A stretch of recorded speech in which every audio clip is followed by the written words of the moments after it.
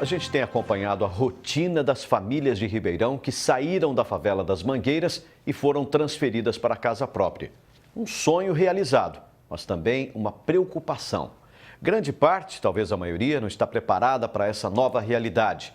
E essa situação não é diferente nas cidades da nossa macro-região. Faz 10 dias que 170 famílias da favela das Mangueiras estão morando num novo residencial no Parque Ribeirão. O condomínio tem áreas de lazer e tudo ajeitadinho. Olhando assim, parece que é só alegria daqui pra frente. Meu sonho era ter minha casa. Aí quando eu entrei aqui, pra mim foi uma luz que se acendeu aqui dentro. Perfeita. Mas toda essa gratidão e alegria também tem uma preocupação: as contas no final do mês. Parcela do apartamento, condomínio, água, energia, despesas que eles não tinham quando moravam na favela. Agora será tudo diferente. A responsabilidade bem maior. Vocês estão preparados para essa nova realidade? Não esperávamos tantas dívidas assim, tantos boletos para pagar. Ontem, depois da reunião, eu vim para casa muito preocupada. Medo de não conseguir pagar? Medo de não conseguir pagar, acumular boletos em casa. Nunca me vi com tanto boleto em casa para pagar. Essa preocupação é também do seu Donizete, que morou 36 anos na comunidade e lá não tinha nenhum gasto com moradia. Hoje ele está desempregado e sem muito conhecimento das obrigações que vêm por aí. O que vai mudar na vida financeira do senhor a partir de agora? Não faço muita ideia, não. Antes o senhor pagava o quê, por exemplo, quando morava na comunidade?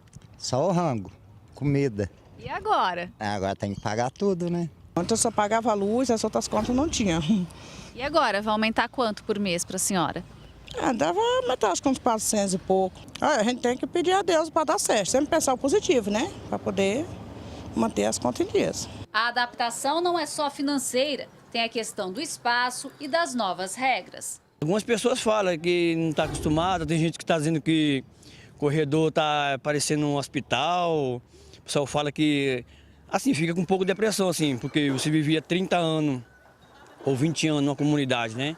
Aí depois você vem para um apartamento que tem um corredor, aí o pessoal fica meio assim, tem muita gente que está meio ainda confusa ainda. Por isso que esta socióloga destaca que não basta resolver o problema apenas com a habitação. O processo deve ser inverso. Antes da casa, um projeto de capacitação para as pessoas se desenvolverem plenamente e ficarem preparadas para as mudanças. E muitas vezes eles desistem desse novo processo de urbanização, dessa nova condição de vida, porque não foi dada uma condição de vida anterior que dê base e sustentação para essas mudanças, né? Elas podem voltar para a favela. Muitas vezes isso acontece, né? Então é preciso verificar, ouvir essas pessoas, né? Quais são suas dúvidas, quais são suas necessidades, qual seria a situação ideal e estudar realmente essa transição. O presidente do Conselho de Moradia e da Coab de Ribeirão alega que tudo isso foi feito. Ele garante que houve um apoio social tanto da prefeitura quanto da Companhia de Habitação e também da CDHU. Se algumas famílias ainda estão despreparadas, esse acompanhamento social teria sido falho?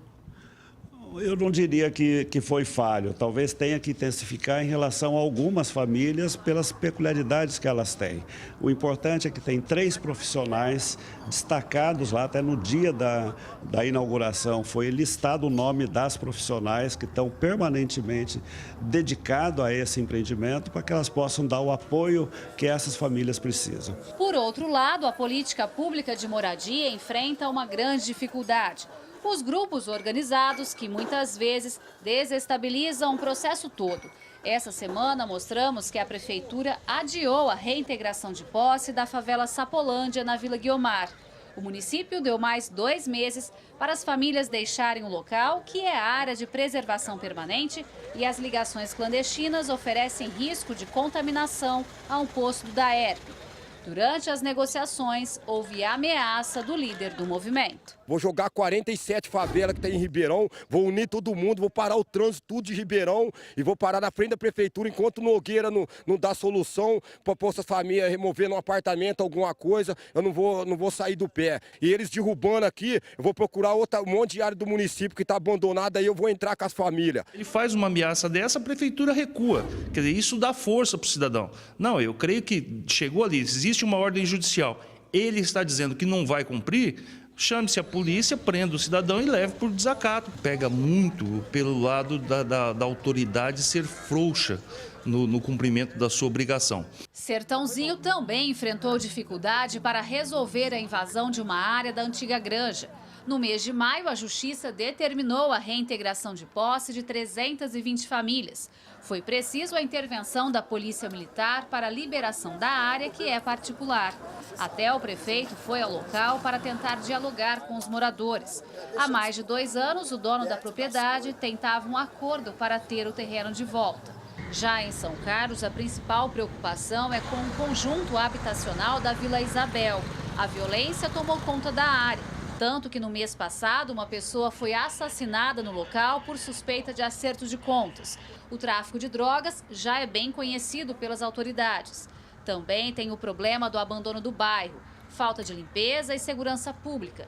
Para o professor de Ciências Sociais e urbanista da UFSCar, a criação de novos bairros sem a devida assistência pode gerar graves consequências às famílias. Ele diz que a inserção desses conjuntos habitacionais deve ser feita em um local onde haja estrutura completa. Se o poder público, além de dar a casa, o conjunto habitacional, ele faz daquela área parte da cidade, as pessoas se sentem mais integradas, né, valorizam mais o espaço coletivo. E eu acho que isso desfavorece a criminalidade, cria uma identidade entre os moradores, coisa que muitas vezes na favela você tinha. Em Franca, a situação não é diferente. De longe dá para ver a precariedade dos condomínios populares. Neste, na zona norte da cidade, a impressão que se tem é a de abandono. Prédios mal conservados, fiação exposta, além do local ser alvo frequente de apreensões por tráfico de drogas. Precisava ter uma política pública melhor, principalmente para quem vem de uma camada inferior, social inferior, econômica. Isso é o básico que se espera de alguém, né, de um governo. Mas no nosso país isso é muito defasado. Mas é claro também que há uma questão cultural, de querer levar vantagem, de querer esperar sempre que o Estado lhe dê tudo. Em Araraquara, o residencial dos Oitis, no Jardim Iguatemi, também enfrenta sérios problemas sociais. São 250 apartamentos, alguns deles invadidos. Os prédios não têm manutenção, limpeza e muito menos segurança.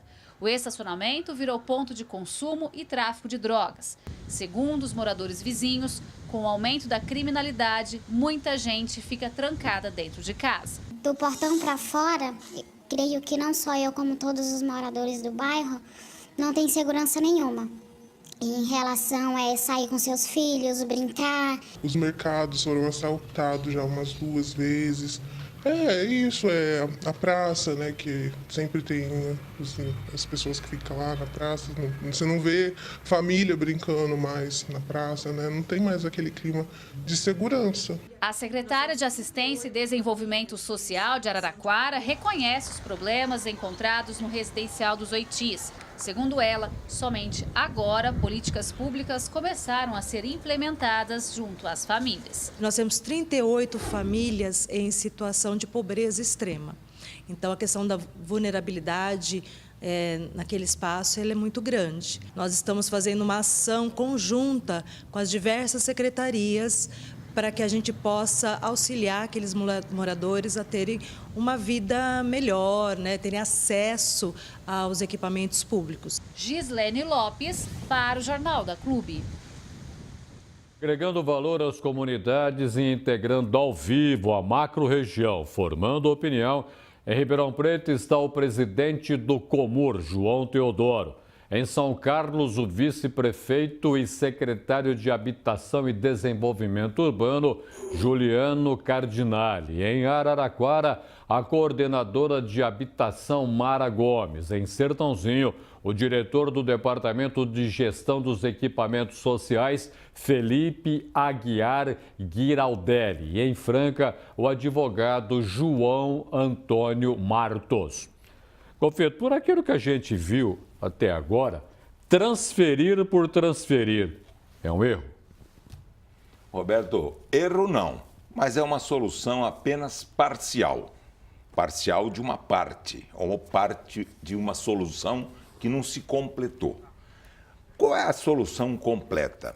É a geração de empregos ou a geração de oportunidades de a pessoa, através do empreendedorismo, criar sua própria oportunidade de trabalhar. Empreendedor é um agente de mercado que encontra, num problema social, a grande oportunidade de gerar riqueza. E isso o habitante, em qualquer ponto, de qualquer classe social, desde que ele não seja um loser, um derrotado, um náufrago da vida, tem perfeitamente condições de aquilo que os norte-americanos destacam como grande valor, self-made man, o homem que se fez por si mesmo. Agora, esse é o dado. A solução parcial deve ser entendida, portanto, como a política habitacional para aqueles que precisam de apoio do Estado deve vir acoplada à política de desenvolvimento do empreendedorismo, que também pode ser uma oportunidade de criar o próprio emprego, de o empreendedor criar outros empregos compatíveis com a necessidade. Mas, de qualquer forma, é um up, é uma ascensão social que se vê. Na verdade, as cidades, Roberto, para não ter esse problema, devem crescer em direção aos investimentos feitos em infraestrutura.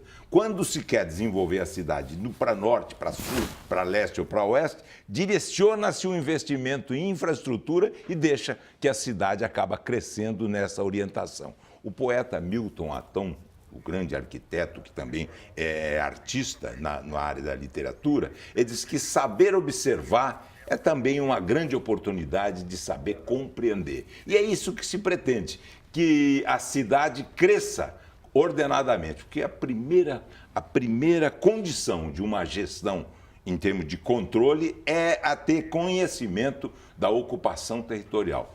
Construção clandestina, loteamento clandestino, construção e loteamentos irregulares. E, além disso, fundamentalmente, favela, porque onde há favela há emprego, são formas de a cidade crescer de maneira desordenada e precisa de ser coibido exatamente no nascedouro.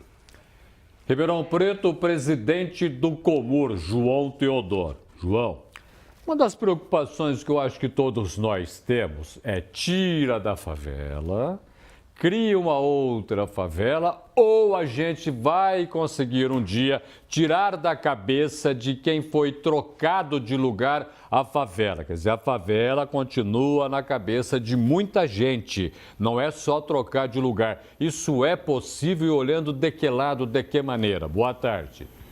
Boa tarde, professor Roberto. De fato, essa questão ela é bastante complexa e cabe sempre uma reflexão com base nas experiências já ocorridas anteriormente e daquilo que se pode extrair efeitos positivos e também os negativos para que se melhore sempre nesse processo. Nós temos visto um foco, uma atenção muito especial da atual administração na questão habitacional, mas nós sabemos que a questão habitacional, ela por si, ela não atende esses aspectos dessas comunidades viventes em locais como favelas, como comunidades em locais clandestinos, em locais irregulares. É preciso também que, associado ao aspecto habitacional, sem sombra de dúvidas, aconteça o aspecto da preparação do cidadão. Da preparação no sentido daquilo que nós ouvimos aqui agora, do Golfeto, a respeito de oportunidades, a respeito de possibilidades de emprego, de trabalho, que dê sustentação para aquele novo lar, para aquela nova condição social que aquela família foi colocada. Então, a preparação que vem antes da mudança A gente ouviu aqui o presidente da Coab, o Dr. Edson Ortega, pessoa também bastante experiente, dizendo a respeito de que o trabalho foi feito, o trabalho tem sido feito no aspecto da preparação das famílias, mas ele não basta. É necessário também que, com a mudança, essas famílias sejam acompanhadas, a realidade da vida nova delas seja aferida, verificada, de tal maneira que nós possamos oferecer condições de que essa nova vida em comunidade, essas novas realidades, os novos custos inerentes a essas famílias possam ser suportados por uma vida compatível, por uma condição de trabalho compatível. Isso é o que vai fixar as famílias nos locais. É claro que obter 100% de efetividade nisso é bastante difícil, mas o trabalho ele deve ser focado nessa condição, a nosso ver, que a partir da mudança as famílias sejam acompanhadas, as oportunidades sejam oferecidas, as condições de trabalho sejam verificadas de tal maneira que essas famílias possam estabelecer uma nova realidade nas suas novas comunidades. Daqui a pouco eu vou voltar a conversar com você e vou deixar até aqui uma dúvida aqui que me passou e deixo para você responder depois. Afinal de contas, o que a prefeitura poderia ter pensado a respeito do morador de agora, desse novo empreendimento, poder pagar água, luz, telefone, se tiver, ter maior segurança? Afinal de contas, a prefeitura não pensou nisso aí. Mas daqui a pouco você volta, por favor, para responder. Porque eu vou agora até São Carlos, vice-prefeito Juliano Cardinale. Juliano, a situação em São Carlos é diferente daquela que estamos vivendo em Ribeirão Preto? Boa tarde a você. Boa tarde.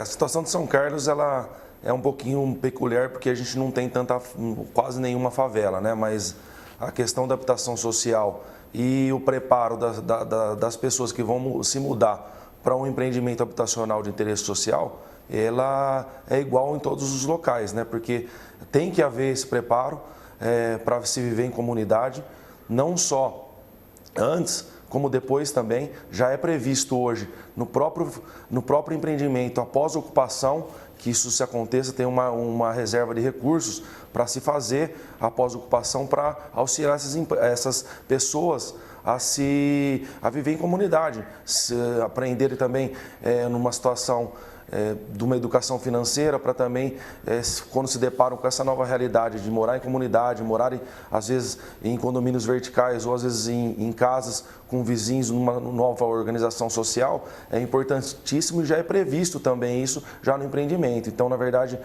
aqui em São Carlos a gente tem já em duas empreendimentos sociais, já estamos fazendo todo o necessário para fazer a pós-ocupação, que é o que, como a gente chama, que é fazer um acompanhamento com assistência social, com o pessoal da educação também, para fazer e preparar essas pessoas para viverem em comunidade nessa nova realidade. É importantíssimo que isso aconteça, mas como já foi dito pelo pessoal de Ribeirão, atingir 100% de êxito é muito difícil. Mas também, junto com isso, a gente tem que trazer a oportunidade de emprego para essas pessoas, né? Porque isso sim que trazer uma perspectiva futura, isso sim também ajuda a garantir com que essas pessoas se estabeleçam de uma forma muito mais fácil nessa nova maneira de se viver. Eu vou agora até Araraquara, coordenadora de habitação Mara Gomes. Mara, aproveitar a sua experiência, você coordena a habitação, para passar a você uma preocupação, não só de quem troca de sair da favela, vai morar em algum empreendimento, mas também essa possibilidade que de repente aparece e aparece constantemente, que é a venda da onde você está para o retorno à favela. Isso merece um trabalho especial de conscientização, uma acolhida dos organismos públicos, o que pode ser feito para que a pessoa não venda o que tem, que ele já tem, e voltar para a favela. Boa tarde a você. Boa tarde a todos. Em Araraquara não tem favela, né? E o que acontece em Araraquara, assim, muitas das unidades que estão irregulares, estão sendo vendidas ou alugadas, na verdade não é pela classe mais baixa que adquiriu as casas. Aconteceu um problema com o cadastro, na verdade Alguns foram até forjados e muitas famílias que não necessitavam e não estavam dentro dos critérios acessaram essas casas. E aí o grande número de problemas que a gente tem é com essas famílias que, na verdade, não precisavam estar lá. E não estão, né? Estão alugando, vendendo, abandonando. Então, o retorno para a favela não existe. As famílias continuam morando na casa que estavam, essas que geraram diversas irregularidades. E, eventualmente, uma família de mais baixa renda, às vezes vende a casa até por R$5.000, porque também não tem a clareza da importância disso e nem que ela nunca mais vai conseguir acessar uma unidade habitacional, né? Perfeito. Vou Sertãozinho agora, diretor do Departamento de Gestão dos Equipamentos Sociais, Felipe Aguiar Giraldelli. Felipe, como é que a gente trabalha aí em Sertãozinho para evitar esse negócio da favela e como trabalhar também equipamento social para atender a população de necessidades, mas que merece um atendimento muito melhor do que a gente tem visto em toda a nossa macro-região. Boa tarde a você. Boa tarde a todos. Então, aqui em Sertãozinho a gente tem duas grandes ocupações irregulares, que é a Vila Garcia e a Granja. A Vila Garcia já está num processo mais adiantado de regularização fundiária. Foi feita uma contratação de uma empresa que levantou os dados da área. Então, algumas famílias foram deslocadas em um outro conjunto habitacional e aquelas que permaneceram lá está sendo feito o processo de regularização. Então, em breve, elas já vão ter o lote garantido no nome delas. Já a ocupação da Granja foi um processo um pouco mais doloroso, porque teve que ter feito a remoção, porém a prefeitura, na própria área da Granja, fez uma desapropriação. Então, as famílias, boa parte delas foi para a casa dos parentes, conhecidos, ou retornou para o município de origem, mas permanece naquele local. O suporte que a gente dá, enquanto assistência social, é visitas em loco, assistente social nosso lá, só na própria Granja, tem mais de 130 famílias cadastradas, garantia de acesso a programas sociais como Bolsa Família, Renda Cidadã, complemento alimentar, leite. Então, o suporte que é feito é esse. Porém, a questão da moradia, que é a mais importante, que é o interesse do pessoal que está lá, do movimento social, ela está um pouco preocupante pela crise, eu entendo, pelo governo federal, porque hoje a gente não tem mais a liberação de recurso fácil. Quando surgiu Minha Casa Minha Vida, veio aquele gás, muitas empreiteiras, então houve uma construção muito grande. Porém, hoje cessou para essa faixa de renda, que é a mais baixa, porque o subsídio era muito alto, então o governo não está garantindo mais esse subsídio. Então, essas famílias, assim, a um curto prazo, elas não têm uma perspectiva muito grande de ver a moradia garantida, então elas vão permanecer nessa ocupação. Só que aqui a gente tenta buscar, o prefeito já protocolou pedidos de moradias, tanto aqui para o município de Sertãozinho quanto para o distrito de Cruz das Posses, já tem a área para ser feita, porém a gente está dependendo da aprovação do governo federal. Eu vou agora até Franca, advogado José Antônio Martos. José, afinal de contas, o que sobra para o cidadão que vive numa comunidade, uma favela, sai dessa favela e vai para uma ocupação já feita pelo Estado, que afinal de contas, que direito ele tem? Ele pode pedir o quê nesse momento, a não ser ter apenas o apartamento? Boa tarde a todos. O tema em discussão hoje é da maior importância, da maior relevância, porque o direito à moradia ele está relacionado à dignidade da pessoa humana. A pessoa humana tem o direito de ter essa moradia, e essa moradia em condições dignas. O que a gente tem observado, não é o caso de Franca, porque nós não temos aqui favelas e nem ocupações irregulares. As questões eventuais que tínhamos aqui foram resolvidas na década de 90, com a implantação de alguns conjuntos habitacionais. Agora, o que a gente tem percebido é o seguinte: não adianta o Estado construir o conjunto habitacional distante dos equipamentos públicos e dos benefícios públicos que o cidadão tem direito. Então, como as áreas e os vazios urbanos custam muito caro para a implantação desses conjuntos, eles estão ficando cada vez mais distantes. Então, é evidentemente que se você leva o cidadão para lá, ele passa também a ter direito a reivindicar aí outros benefícios relacionados e equivalentes àqueles que os demais cidadãos daquela comunidade têm. Então, não adianta construir um conjunto habitacional que se depois não tomar as medidas necessárias aí, no tocante à educação, no tocante à assistência social, à promoção social, à organização desses habitantes nessas comunidades, acaba se transformando num novo processo de favela, num novo formato de favela. Então, a avaliação pós-ocupação desses conjuntos e desses núcleos habitacionais é de extrema importância para que o município possa fazer o acompanhamento e fornecer e permitir ao cidadão o direito aos benefícios sociais que as demais pessoas daquela comunidade têm. Gofeto, por tudo aquilo que a gente ouviu até agora, a política habitacional, afinal de contas, passa por onde? Não dá para tirar do lugar e pôr do outro, que é favela também. Por onde passa essa política habitacional? Roberto, é um triângulo. Em primeiro lugar, passa pelo espírito de gestão. A dinâmica da vida, cada vez mais com velocidade acentuada, mostra que nós fazemos alguma coisa hoje que deve ser redimensionada amanhã. Todo dia, no espírito de gestão, manda nós mudarmos a maneira como deve ser feito. E o trato da política habitacional também, inclusive. Segundo lugar, pelo plano diretor, que é uma imposição que a gente sempre esquece do Estatuto das Cidades. O plano diretor é fundamental no Estatuto e as suas peças, articulando, em primeiro lugar, em algumas cidades, como Ribeirão Preto, Franca, Araraquara, Sertãozinho, São Carlos, principalmente, com os polos mais dinâmicos da região, articulando política habitacional com política de mobilidade urbana. O que nós temos é que Ribeirão Preto, especificamente, está centrifugando habitações de Ribeirão Preto para a Serrana. É muito comum pessoas, Serrana e outros municípios, talvez em dose menor, mas é comum as pessoas morarem na região e trabalharem num outro centro.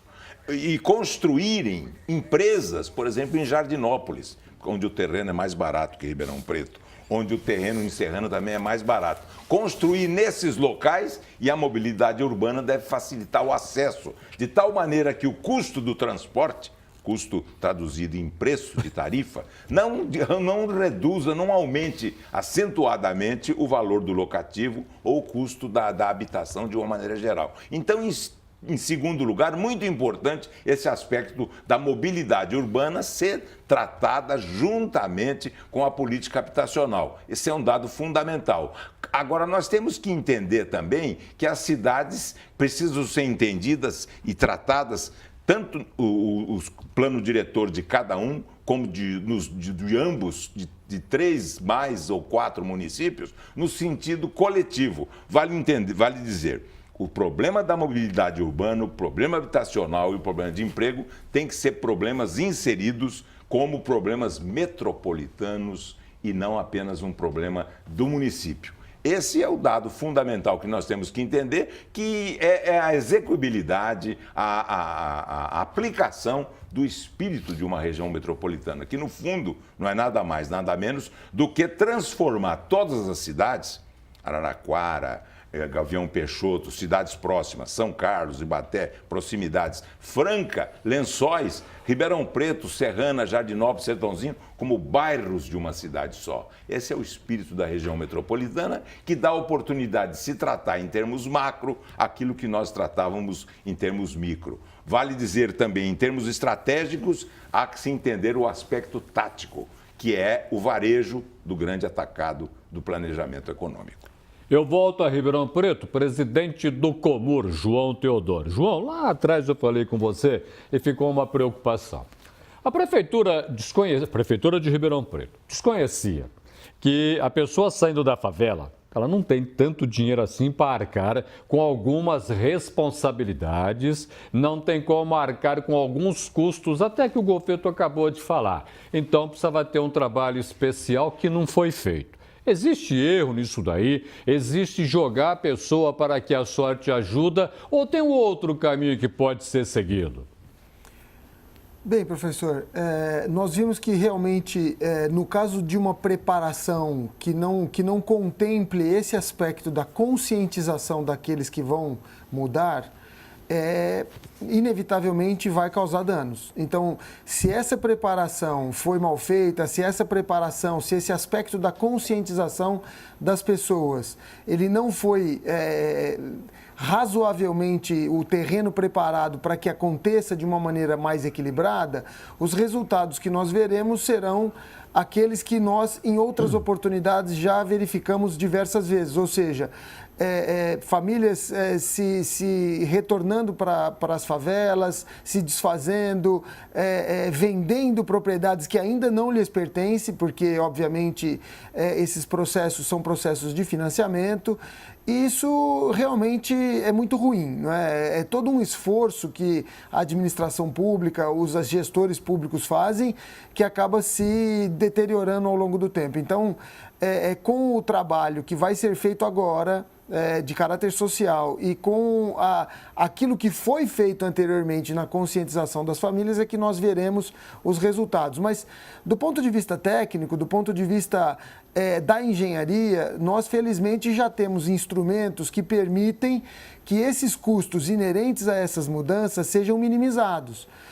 Hoje, nós já temos mais bem disseminados, por exemplo, as técnicas de utilização de energia solar. A energia solar, ela diminui em grande parte os custos com a energia elétrica, que é um dos custos mais expressivos que as famílias adquirem quando mudam-se para unidades estruturadas, em condomínios e tudo mais. As tecnologias nos condomínios, em relação à segurança, em relação à interfonia, ajudam também na minimização dos custos. Então, a gente vê, tanto do lado técnico como do lado social, a necessidade de intervenções para que se minimize esse problema. Eu vou agora até São Carlos, vice-prefeito Juliano Cardinali. Juliano, na macro-região, tem uma região metropolitana agora, o que uma cidade pode conversar com a outra para evitar os problemas que nós estamos enfrentando em Ribeirão, que podem chegar às outras cidades? O que dá para papear, dá para conversar? Isso é importantíssimo, ter essa conversa entre as cidades, né? Porque, tipo, Ribeirão Preto é uma cidade que já passou pelo tamanho de São Carlos e provavelmente passou por problemas que São Carlos ainda vai enfrentar, como Araraquara, Franca e as outras cidades da região. Então, essa conversa é importantíssima, porque a gente pode antever os problemas, como esse programa habitacional Minha Casa Minha Vida ainda é um programa relativamente jovem, a gente já consegue, fazendo essa conversa, esse diálogo, com que a gente se prepare para que se minimize ao máximo possível esses problemas que a gente vem enfrentando de social, que a gente vem enfrentando quando você traz a pessoa para a sua nova realidade social, para a sua nova casa. E o importante também é a gente se conversar para fazer com que se fortaleça essa região metropolitana, para que realmente para a geração de emprego, porque isso sim que vai garantir a renda da pessoa, e com essa renda que ela arque com todos os seus custos, né? Então é importantíssimo também frisar isso, porque toda uma análise prévia é feita da capacidade de pagamento dessas pessoas antes delas conseguirem comprar sua casa. Então, na verdade, a garantia de emprego para essas pessoas também é muito importante. Então, eu acho que esse diálogo metropolitano, procurando trazer empresas para São Carlos e para a região, é muito importante. Muito obrigado. Araraquara, coordenadora de habitação, Mara Gomes. Ô Mara, nessa coisa que a gente está vivendo, região metropolitana, a gente fala muito. Quer dizer, a nossa região metropolitana, ela tem um déficit meio acima do normal de habitação, por isso que a gente vai para a favela, por isso que a gente não tira a favela de dentro das pessoas quando elas saem de lá?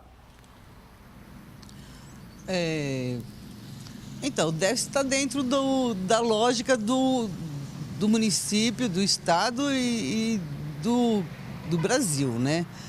O déficit habitacional é muito grande no Brasil e teve essa queda com o programa do Minha Casa Minha Vida e que esse programa teria que retomar. Agora, é importante, em questão com os municípios vizinhos, que normalmente são menores do que estão hoje nessa reportagem, a gente tem um plano diretor bom que preveja essa situação e dê um encaminhamento para essas alternativas que possam surgir a partir daí. E, na sequência do plano diretor, o plano de habitação. Né? Quando a gente define uma ZEIS, uma Zona Especial de Interesse Social, a gente entende que não é só para prover moradia, mas, sendo de interesse social, é para garantir todos os direitos que as famílias têm, de educação, saúde, e que vão tirar ela dessa situação de vulnerabilidade, fazendo essas coisas que continuar morando em favela, né? Então, tem que tirar a família da vulnerabilidade. Muito bem. Sertãozinho, diretor do Departamento de Gestão dos Equipamentos Sociais, o Felipe Aguiar Giraldelli. Felipe, afinal de contas, a gente já falou em plano diretor, o governo fez observação, já ouvimos outras observações quanto ao plano diretor. Agora, o que tem a ver o plano diretor com o surgimento das favelas e a incapacidade do poder público de dar uma habitação digna e condições dignas de vida para as pessoas? Se planejar. Plano diretor, o nome já fala, é uma perspectiva a longo prazo. Às vezes hoje, com essa dinâmica de política, cada administração querer fazer sua marca, então pensa muito no hoje. Aqui em Sertãozinho, eu falo pela experiência nossa, o prefeito está há algum tempo já, então é uma perspectiva a longo prazo. Você vai pensar a moradia, não simplesmente você garantir a casa em si. Você tem que levar para lá escolas, UBS, rede de transporte público. Então, você planejar isso. Então, como foi falado anteriormente, não é simplesmente você colocar a pessoa, tirar de um lugar para o outro. Você garante a moradia, mas também as outras políticas públicas. Então, se você tiver um plano diretor bem estabelecido, bem elaborado, com uma perspectiva a longo prazo, pensando na população, com certeza não vai ser uma favela, mas sim um bairro digno para a pessoa morar. Porque seria fácil você simplesmente colocar, que normalmente as construções se dão em lugares periféricos das cidades, então não simplesmente a construção em si, mas sim a garantia de serviços básicos para que a pessoa não tenha que ficar deslocando, gera trabalho, comércio na região. Então, você prevê para a pessoa, dentre não só a casa, mas também várias políticas. Então, ela vai ter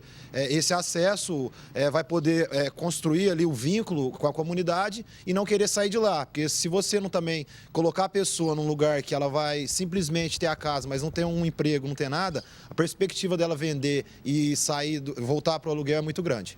Eu vou a Franca agora, advogado José Antônio Marcos. José, afinal de contas, o cidadão que sai da favela, vai morar aí num conjunto habitacional ou coisa parecida e que não pode arcar com os compromissos da água, da luz, se tiver telefone, essa coisa toda, tem como argumentar o que com o poder público? Vai falar o quê? Levar esse tipo de problema para quem? Isso tudo passa por uma questão do planejamento e os participantes anteriores falaram exatamente a respeito desse planejamento que passa pelo plano diretor, conforme disse também o Golfeto, né? É evidentemente que se isso for planejado, esse tipo de coisa não vai acontecer, porque não se pode assegurar ao cidadão o direito à moradia e colocar ele numa moradia sem que ele tenha condições depois de manter aquele local. Evidentemente que essa política relacionada à habitação, ela tem que estar relacionada também com outras políticas públicas, não é só o direito à moradia. Senão nós vamos permitir que se construam, por exemplo, cidades satélites, né?